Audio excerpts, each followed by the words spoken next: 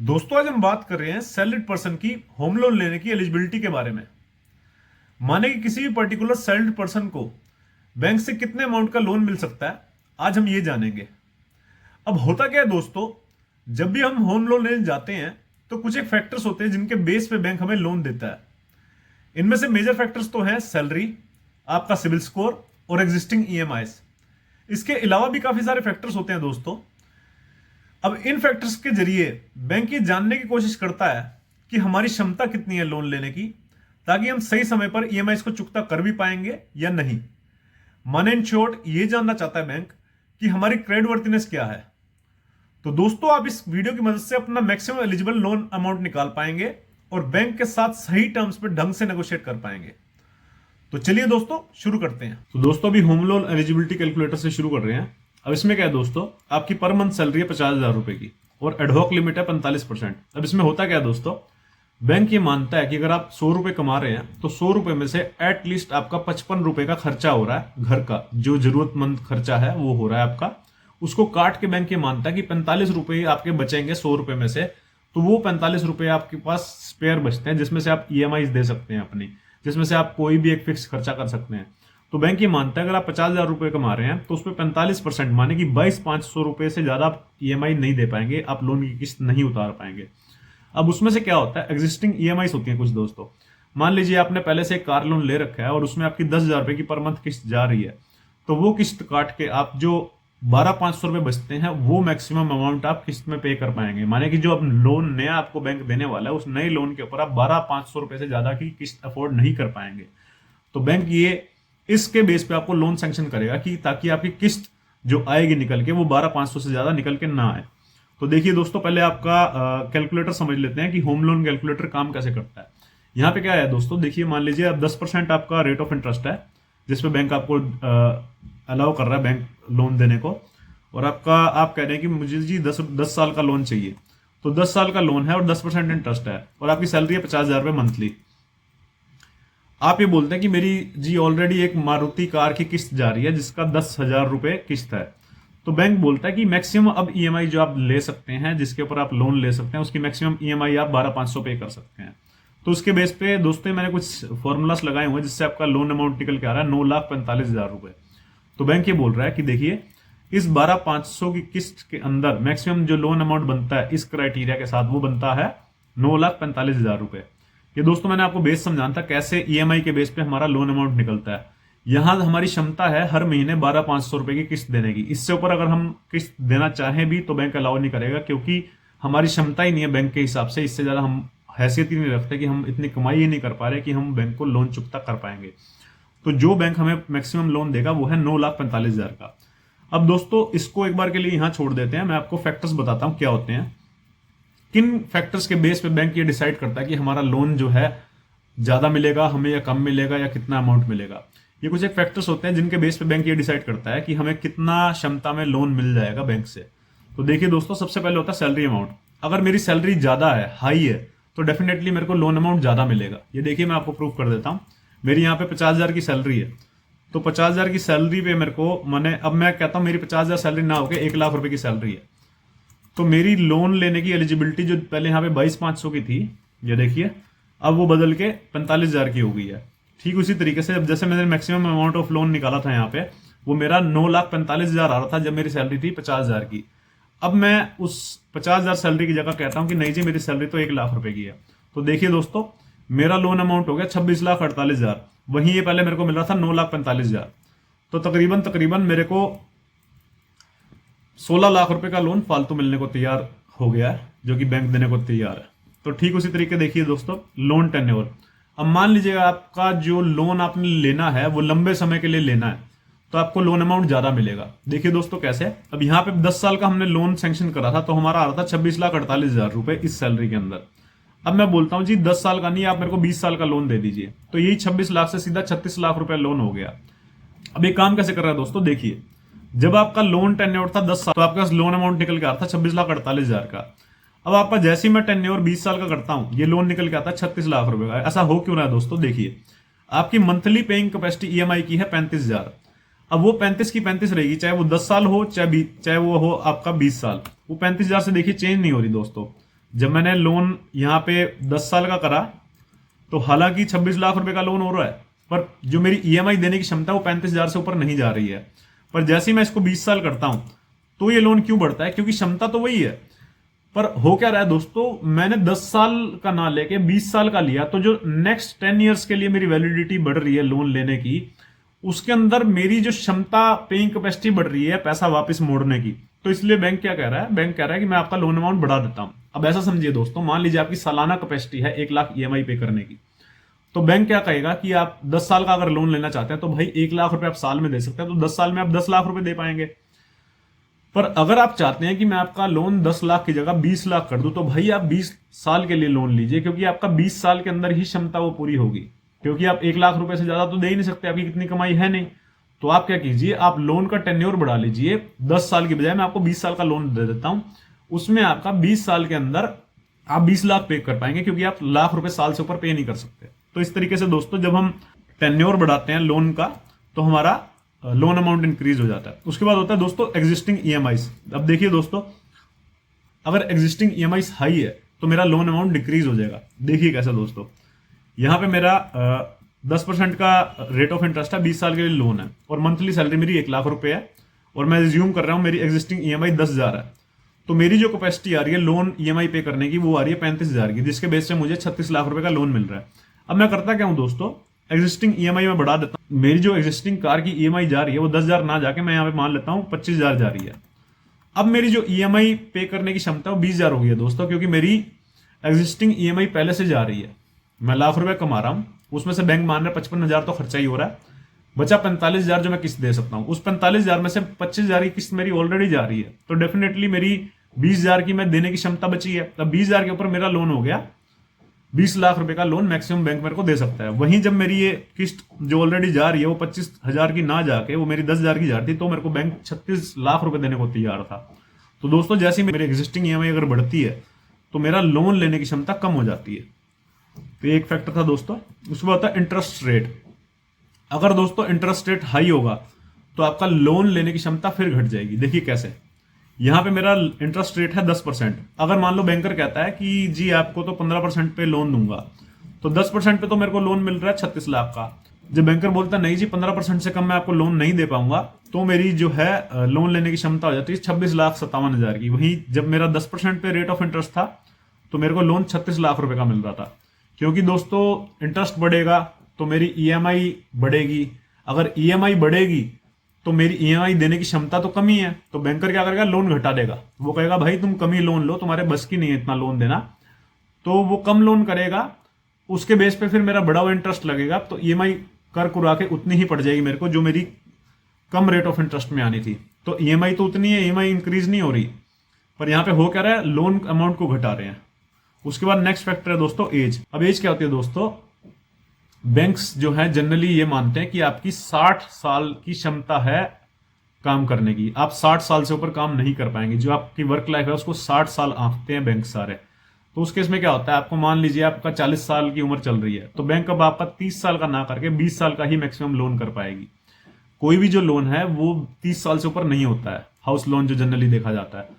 अब होता क्या है दोस्तों, मान लीजिए आप 40 साल के हैं और आप बोलते हैं जी 30 साल का मुझे लोन दे दो, तो उस हिसाब से तो आप 70 साल बता रहे हैं कि मैं 70 साल तक काम करूंगा, पर बैंक इसको नहीं मानेगा, अलाउ नहीं करेगा। बैंक मैक्सिमम आपको 20 साल का लोन अलाउ करेगा, क्योंकि आपकी 20 साल की उम्र बची है काम करने की। पर सरकारी नौकरी में जिनकी पेंशन आती है उन केसेस में क्या होता है, इसको कंसिडर कर लिया जाता है 65 साल। तो मान लीजिए अगर आपकी 40 साल की उम्र बची हुई है तो आपको 25 साल का मैक्सिमम लोन मिल जाएगा, क्योंकि उन्हें पेंशन भी आ रही है, तो उसकी एक सिक्योरिटी होती है बैंक के पास कि हाँ चलो इनकी पेंशन आ रही है तो वहां से मैं लोन रिकवरी कर लूंगा। तो गवर्नमेंट एम्प्लॉयज जिनकी पेंशन आ रही है उनके केस में 65 साल की उम्र हो जाती है वर्किंग लाइफ, और जो नॉर्मल केसेस में 60 साल की होती है वर्किंग लाइफ। तो अगर आपकी एज हाई है तो आपका लोन कम हो जाएगा, क्योंकि आपके पास साल कम है काम करने के लिए। उसके बाद होता है सिविल स्कोर। दोस्तों अगर आपका सिविल स्कोर अच्छा है तो उस केस में आपको लोन जो है फालतू मिलने के चांसेस होते हैं, क्योंकि अप्रूवल लेके आपको थोड़ा लोन अमाउंट बढ़ा भी देते हैं, क्योंकि उनको पता है कि इसका स्कोर अच्छा है, इसकी क्रेडिट हिस्ट्री अच्छी है, तो ये डिफॉल्टर लिस्ट में नहीं आता है और ये लोन को चुकता कर देगा। और सिविल स्कोर जो है 750 से ज्यादा हो तो अच्छा माना जाता है, और ऐसे केसेस में आप नेगोशिएट भी कर सकते हैं रेट ऑफ इंटरेस्ट पे। उसके बाद होता है दोस्तों क्वालिफिकेशन। अब मान लीजिए एक डॉक्टर हैं और एक है नॉर्मल कोई जॉब, मैं नाम नहीं लूंगा, ऐसे किसी प्रोफेशन को मेरे को डिग्रेड नहीं करना है। अब मान लीजिए डॉक्टर्स हैं, तो डॉक्टर्स के केस में क्या होता है कि उनकी ग्रोथ प्रोस्पेक्ट अच्छी है। मान लीजिए आज वो लाख 1.5 लाख रुपए सैलरी ले रहे हैं, हो सकता है उनको आने वाले सालों में 3 लाख तक पहुंच जाए वो। तो ऐसे केसेस में बैंक को पता है कि यार ये जो लोग हैं, इन लोग की सैलरी अच्छी है, तो कल को ग्रोथ प्रोस्पेक्ट अच्छी है, तो इनको लोन थोड़ा ज्यादा भी दे देंगे, कोई बात नहीं, रिकवरी आ जाएगी, हमें टाइम पे लोन दे देंगे, और इनका सिविल स्कोर भी अच्छा ही है, तो मैं इनको लोन दे देता हूँ, ज्यादा अमाउंट का अप्रूव करवा के भी दे देता हूँ। तो ऐसे केसेस में आपको लोन अमाउंट मिलने के ज्यादा चांसेस होते हैं, क्योंकि आपकी ग्रोथ रेट अच्छी है। मान लीजिए आप आज 1.5 लाख ले रहे हैं, अगले साल आपकी 2 लाख हो जाएगी, उससे अगले साल 2.5-3 लाख हो जाएगी। तो ऐसे केस में बैंक को दिखता है भाई इनके पास क्षमता बहुत है पैसा पे करने की। वहीं अगर आपका कोई प्रोफेशन है जो कि उतना करीम नहीं है, उतना पैसा नहीं कमा पा रहे, क्योंकि हाई कंपटीशन होने की वजह से उस जॉब की इतनी वैल्यू नहीं है, क्योंकि बहुत सारे एम्प्लॉयज अवेलेबल है फ्रीली, तो ऐसे केसेस में उनकी सैलरी घट जाती है, सैलरी घटने पे ईएमआई घट जाती है। तो ऐसे केसेस में बैंक ये कोशिश करता है इनको लोन अमाउंट कम दिया जाए, क्योंकि ये पे नहीं कर पाएंगे। उसके बाद होता है फैमिली बैकग्राउंड।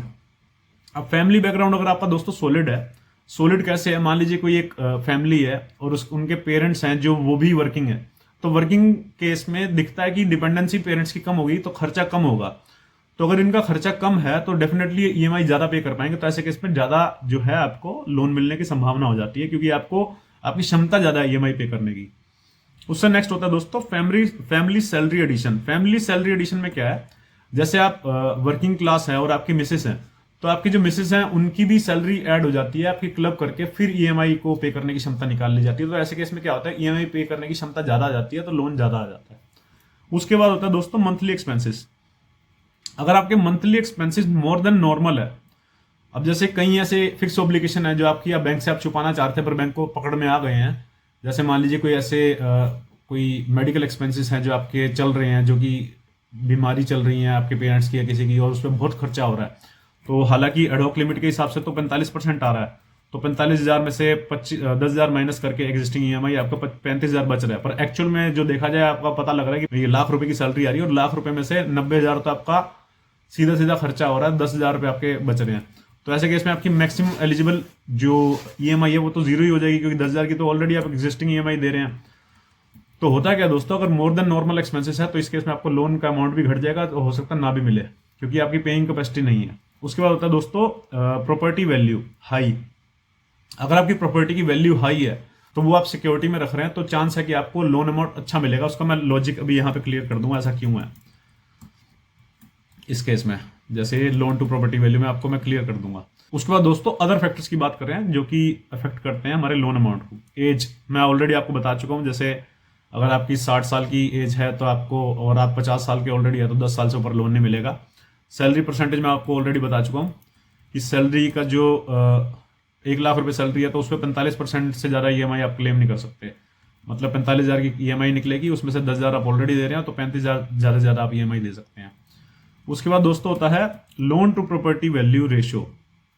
दोस्तों इसमें क्या होता है कि जैसे गवर्नमेंट बैंक से अगर आप लोन लेने जा रहे हैं तो आपकी जो रजिस्ट्री वैल्यू है उसका 100% से ज्यादा वो आपको लोन नहीं देगा। मान लीजिए कि आपकी 1 करोड़ रुपए की प्रॉपर्टी है और उसकी जो रजिस्ट्री वैल्यू है, क्योंकि रजिस्ट्री हमेशा कम वैल्यू पे होती है as compare to market value, तो उसकी मान लीजिए रजिस्ट्री वैल्यू है 80 लाख, तो 80 लाख रुपए से ज्यादा आपको लोन नहीं मिलेगा। तो गवर्नमेंट बैंक के केस में वो 100% ऑफ रजिस्ट्री वैल्यू लेते हैं, और प्राइवेट बैंक के केस में क्या होता है, मान लीजिए आपकी इसी एग्जांपल में लेते तो 1 करोड़ आपकी प्रॉपर्टी की वैल्यू है और 80 लाख आपकी रजिस्ट्री वैल्यू है, तो मार्केट वैल्यू आपकी 1 करोड़ है और 80 लाख आपकी रजिस्ट्री वैल्यू है। तो ऐसे केस में रूल होता है कि 150% तो आपको रजिस्ट्री वैल्यू का मिल सकता है, माने कि 80 लाख इंटू 150% माने कि आपका हो गया 1 करोड़ 20 लाख रुपए, या 100% ऑफ मार्केट वैल्यू मिल सकता है जो कि आपका 1 करोड़ मार्केट वैल्यू, तो उसका 100% हो गया 1 करोड़ रुपए। इन दोनों में से हायर अमाउंट आपको दे देंगे लोन, इससे ज्यादा आपको लोन मिल नहीं पाएगा। माने कि आपके केस में 1 करोड़ 20 लाख रुपए से ऊपर बैंक आपको लोन नहीं देगा, भले ही आपका एलिजिबल लोन अमाउंट 1.5 करोड़ निकल के आ रहा हो, क्योंकि उसको एक सिक्योरिटी चाहिए। तो ऐसे केसेस में रिकवरी यहां से निकलती है आपकी प्रॉपर्टी से। मान लीजिए कि आप कल को देते नहीं है पैसे, या किसी कारण से आपके ऊपर खर्चा इतना पड़ेगा कि आप ईएमआई नहीं चुकता कर पा रहे, तो आप डिफॉल्टर हो जाएंगे। उस डिफॉल्टर के केस में वो बैंक अपनी रिकवरी ले सकता है इन प्रॉपर्टी से, इसलिए अपने आपको बैंक सिक्योर करके चलता है। उसके बाद होती है वैल्यू रिपोर्ट। अब मान लीजिए आपकी प्रॉपर्टी की वैल्यू है 1 करोड़, तो आपको एक की रिपोर्ट लगेगी। जो रजिस्टर्ड वैल्यूअर्स होते हैं वो वैल्यूएशन रिपोर्ट बना के देते हैं बैंक को कि भाई ये प्रॉपर्टी है, इसकी इतनी वैल्यू है, तो इसके इतनी वैल्यू के हिसाब से ही आप लोन देना। तो अगर तो आपकी 1 करोड़ रुपए तक की प्रॉपर्टी है तो उसमें एक वैल्यूअर की रिपोर्ट लगेगी, पर अगर आपके 1 करोड़ से ज्यादा की प्रॉपर्टी है तो उसमें 2 वैल्यूअर्स की रिपोर्ट लगती है। उसके बाद होता है प्रॉपर्टी लोकेशन। मान लीजिए अगर आपकी प्राइम लोकेशन में है तो डेफिनेटली, अगर आपकी प्राइम लोकेशन में है तो इजिली आपको लोन मिल जाएगा, और ऊपर से आपको लोन पे प्रीमियम भी मिल जाएगा। माने कि जहां आपका 10 लाख का लोन होना था तो हो सकता है आपको 12 लाख का भी हो जाए, क्योंकि आपकी प्रॉपर्टी की वैल्यू अच्छी है। वहीं अगर आपकी मान लीजिए कोई नक्शा पास्ड है तो उसको जल्दी कंसिडर किया जाता है प्रॉपर्टी को, और जैसे रजिस्ट्री वाली प्रॉपर्टी है उनको कंसिडर किया जाता है। जनरल पावर ऑफ अटर्नी को नहीं कंसिडर किया जाता। सिविल अगर आपका अच्छा है तो जैसे मैं पहले ही बता चुका हूं, अगर आपका 750 से ज्यादा सिविल है तो उसके केस में आपको नेगोशिएट कर सकते हैं आप इंटरेस्ट रेट के लिए भी, और साथ में ही आपका लोन अमाउंट भी थोड़ा सा बढ़ सकता है अप्रूवल लेके। उसके बाद होता है दोस्तों एम्प्लॉयर टाइप। अगर आपके एम्प्लॉयर की जो कैटेगरी है वो A, B, C, इन तीनों में से जोन सी भी कैटेगरी है उसके बेस पे आपको लोन अमाउंट मिलता है, और उसी के बेस पे आपको इंटरेस्ट रेट में भी थोड़ा वेरिएशन आ जाता है। उसके बाद होता है दोस्तों अवेल द नीडेड। अब ये दोस्तों सबसे ज्यादा इंपॉर्टेंट पॉइंट है। देखिए दोस्तों, हो सकता है बैंकर को लगता हो कि आप EMI पे करने की आपकी क्षमता बहुत ज्यादा है, और हो सकता है बैंकर आपको लोन भी पूरा सैंक्शन कर दे या ज्यादा ही सैंक्शन कर दे। पर दोस्तों मान लीजिए अगर आपकी रिक्वायरमेंट 25 लाख की है या 30 लाख की है तो कोशिश कीजिएगा आप रिक्वायरमेंट से ऊपर कभी लोन मत लीजिएगा। क्योंकि होता यह है दोस्तों, हम लोन तो ले सकते हैं ज्यादा, लोन लेने से कभी भी लाइफ अच्छी नहीं बनती। लोन सिर्फ नीड में लेना चाहिए जितनी आपको नीड है, क्योंकि आप हो सकता है एक लेविश प्रॉपर्टी बना ले, हो सकता है एक लेविश घर बना ले, पर आपका जो पेइंग कैपेसिटी है वो इतनी ना हो। तो ऐसे केस में दोस्तों एक ट्रैप है। इसके केस में अगर आप फंस गए तो आप ओवर बर्डन हो जाएंगे अपने खर्चों, और आप इनसिक्योर रहेंगे अपनी लाइफ में। आप कोई भी नया डिसीजन लेने से पहले, रिस्क लेने से पहले आप हमेशा इनसिक्योर फील करेंगे, क्योंकि आपके ऊपर EMI का बर्डन होगा। तो दोस्तों मान लीजिए अगर आपकी लोन लेने की क्षमता 20 लाख रुपए की है तो 20 लाख रुपए से ऊपर मत लीजिएगा, वरना आप ऐसे डेट ट्रैप में फंस जाएंगे कि आप लोन तो ले बैठेंगे ज्यादा अमाउंट का, लेविश लाइफस्टाइल भी जी लेंगे, पर आप जब पे करने जाएंगे तो आपका हर रोज एक इनसिक्योरिटी वाला माइंड मेकअप होगा, क्योंकि आप इनसिक्योर होंगे, क्योंकि आपको पता है कि आप नया डिसीजन नहीं ले पाएंगे लाइफ में, कुछ ग्रो नहीं कर पाएंगे। क्योंकि आप कहीं अगर मान लीजिए जॉब भी स्विच करना है तो शायद ही आप जॉब भी स्विच करने का एक हौसला भी रख पाए, क्योंकि आपको पता है कि आपको EMI देनी है, और इस केस में अगर आपका मान लो जॉब छूटी और दूसरी जॉब तक जाने में आपको टाइम लग गया तो आपकी EMI कौन देगा। ऐसी इनसिक्योरिटी में आप फंस जाएंगे। तो उतना ही लोन लीजिएगा जितना आप पे कर सकते हैं ढंग से, ताकि आपका सिविल स्कोर भी अच्छा बना रहे और आपका मार्केट वैल्यू भी अच्छी रहे, आपकी रेपुटेशन अच्छी रहे। क्योंकि अगर आपका क्रेडिट हिस्ट्री खराब हो जाती है तो फ्यूचर में भी आपको लोग ट्रस्ट करना बंद कर देते हैं, लोग आपको लोन देना बंद कर देते हैं। धन्यवाद दोस्तों। इसमें मैं आपको होम लोन एलिजिबिलिटी कैलकुलेटर दे रहा हूं। इसमें आप निकाल सकते हैं आपको कितना मैक्सिमम मिलता है। किसी भी बैंक में जाने से पहले आप अपना लोन घर में बैठ के कैलकुलेट कर सकते हैं कि आप कितना लोन लेने के लिए एलिजिबल हैं। तो उस कैलकुलेशन के बाद आपको बेनिफिट ये होगा कि आप बैंकर से सही ढंग से नेगोशिएट कर पाएंगे टर्म्स पे, क्योंकि आपको पहले से ही पता होगा कि आपका अमाउंट ऑफ लोन कितना आने वाला है, मैक्सिमम कितनी क्षमता इस बैंक की देने की, ताकि आप नेगोशिएट ढंग से कर पाए। देखिए दोस्तों, अब मान लीजिए आपको 8.5% रेट ऑफ इंटरेस्ट पे लोन मिल रहा है, और आपने 10 साल का प्लान कर रहे हैं लोन लेने का, और आपकी मंथली सैलरी है दोस्तों 50,000 रुपए, और आपकी ऑलरेडी एक कार की किस्त जा रही है जो कि 10,000 रुपए की है। तो ऐसे केस में दोस्तों आपकी EMI जो मैक्सिमम एलिजिबल है वो है 12,500 की। तो आपका मैक्सिमम एलिजिबल लोन अमाउंट निकल के आता है 10 लाख रुपए का। तो 10 लाख रुपए से ऊपर आप लोन नहीं ले सकते। और अगर आप मान लीजिए आपकी सैलरी यहीं पे मान लीजिए आपकी 75,000 होती, तो ऐसे केस में आपकी देखिए EMI बढ़ गई है तो लोन अमाउंट भी आपका बढ़ गया। तो ऐसे आप प्ले अराउंड कर सकते हैं। इन जितने भी येलो सेल्स हैं इसमें आपने डेटा भरना है, और जो आउटपुट है इन ग्रे सेल्स में निकल के आएगा, जो कि फॉर्मूला बेस्ड है।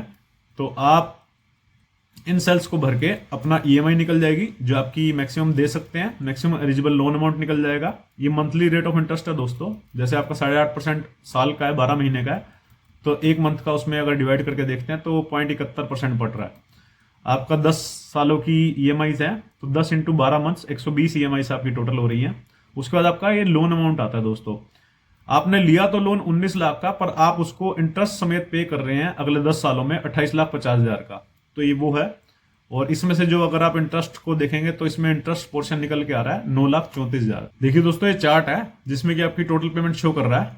अब ये टोटल पेमेंट जो है उसमें से 67% जो पोर्शन है जो कि है आपका लोन अमाउंट का 19,15,000, और इसमें से टोटल पेमेंट में से 33% जो पोर्शन है वो है आपका 9,34,000 का इंटरेस्ट। तो इसमें से आपको ब्रेकअप निकल जाएगा कि टोटल आपका 28,50,000 रुपए का पेमेंट जा रहा है, उसमें से 67% जो कि 19,15,000 है वो तो है आपका लोन अमाउंट, और 33% जो कि 9,34,000 है वो है आपका इंटरेस्ट अमाउंट। तो इस तरीके से दोस्तों आप प्ले अराउंड कर सकते हैं, अपनी रेट ऑफ इंटरेस्ट चेंज कर सकते हैं, बैंकर के पास जाके नेगोशिएट कर सकते हैं कि जी मेरे को तो इतने परसेंट पे चाहिए। मान लीजिए आपका जो भी आपका सिविल स्कोर निकल के आता है उसके बेस पे, तो मान लीजिए 8% पे आपका डिसाइड हो जाता है, तो आपका जो है लोन अमाउंट 19,57,000 का हो जाएगा, आपका इंटरेस्ट घट जाएगा। तो इस तरीके से आप पहले से ही किसी भी बैंक पे जाने से पहले ही अपना लोन अमाउंट कैलकुलेट कर सकते हैं घर बैठ के। इस कैलकुलेटर को मैं आपको पिन कमेंट्स में डाल दूंगा, तो वहां से आप जाके इजीली डाउनलोड कर सकते हैं। डिस्क्रिप्शन में भी मैं मेंशन कर दूंगा इसके लिए। धन्यवाद दोस्तों समय के साथ साथ जैसे ही इंफॉर्मेशन इजीली अवेलेबल होती जा रही है वैसे वैसे कंफ्यूजन्स काफी बढ़ती जा रही है, और हम उन कंफ्यूजन्स को दूर कर कर फाइनेंस को आपके लिए बहुत ही आसान बनाते हैं। दोस्तों ऐसा करने में बहुत ही मेहनत और पेशेंस लगती है। तो अगर आपको मेरा काम पसंद आता है तो प्लीज इस चैनल को सब्सक्राइब कीजिए और इन वीडियोस को और भी लोगों के साथ शेयर कीजिए, ताकि फ्यूचर में हमें ऐसे ही और भी वीडियोस बनाने का हौसला मिले। धन्यवाद।